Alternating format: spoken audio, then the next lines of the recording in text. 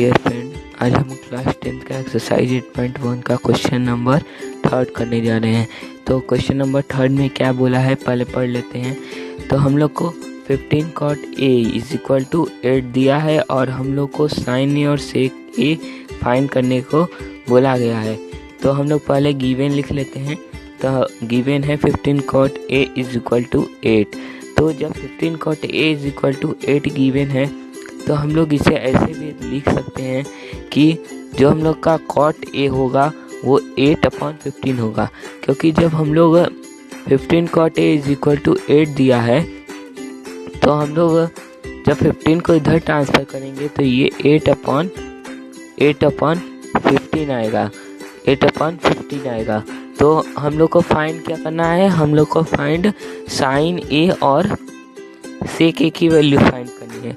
तो साइन ए होता क्या है, तो साइन ए हम लोग को फाइंड करने के लिए जो हम लोग का परपेंडिकुलर होता है और हाइपोटेनस होता है उसका यूज किया जाता है, और सेक ए में हम लोग का जो बेस होता है और जो हम लोग का हाइपोटेनस होता है उसे यूज किया जाता है।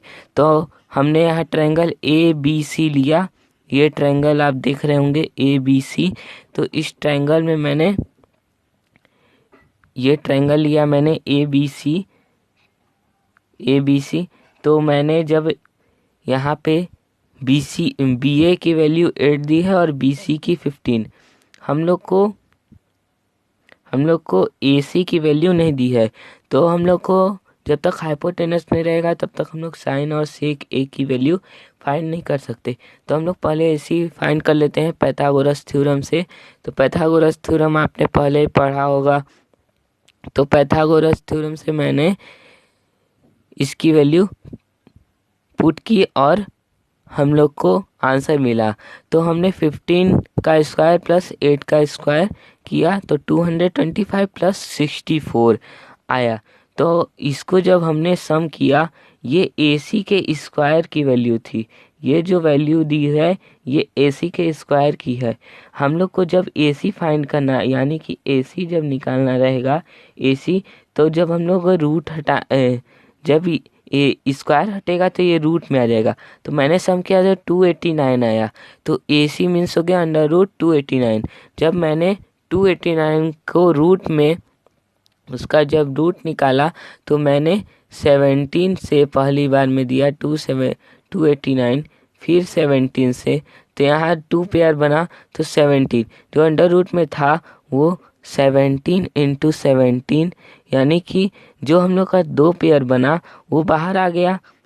आपने पहले ही पढ़ा होगा कि जहाँ पे अगर स्क्वायर में 2 पेयर बनता है यानी कि 1 × 1, अगर यहाँ 2 पेयर बना तो ये रूट से बाहर आ जाता है। अगर 1 × 1 × 3 रहता तो ये 1 रूट में 3 अंदर ही रह जाता, क्योंकि यहाँ पे एक पेयर नहीं बना। ऐसे ही क्यूब में होता है। अगर यहाँ पे क्यूब है, अगर यहाँ पे 6 × 2 दिया है तो हम लोग ऐसे लिख सकते हैं 2 × 2 × 2। तो जो हम लोग का पेयर बना वो 3 का पेयर बना। क्यूब में अगर 3 का पेयर बनता है तो हम लोग रूट में अगर 3 का पेयर बनता है, मान लीजिए 2 × 2 × 2 बना, ये इसकी वैल्यू आ गई 8 ना।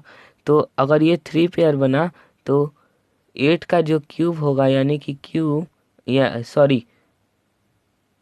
जो 2 का क्यूब होगा वो 8 होगा। अगर वैसे ही 6 × 2 6 × 2 अंडर रूट में दे दे तो हम लोग इसे ऐसे लिख सकते हैं 3 × 2 × 2। तो यहाँ पे अगर ये स्क्वायर में है तो यहाँ 2 पेयर बना तो हम लोग इसे लिख सकते हैं 3√2। जो हम लोग का 12 आएगा 3√2, जो हम लोग का 12 होगा वो 3√2 होगा जब हम इसका स्क्वायर निकालेंगे। आगे बढ़ते हैं। तो हम लोग को यहाँ 17 मिला, तो हमने CB की जगह पे 15 रखा, क्योंकि यहाँ CB की वैल्यू 15 दी हुई थी, और CA की जगह 17 जो हमने अभी फाइंड किया हाइपोटेनस।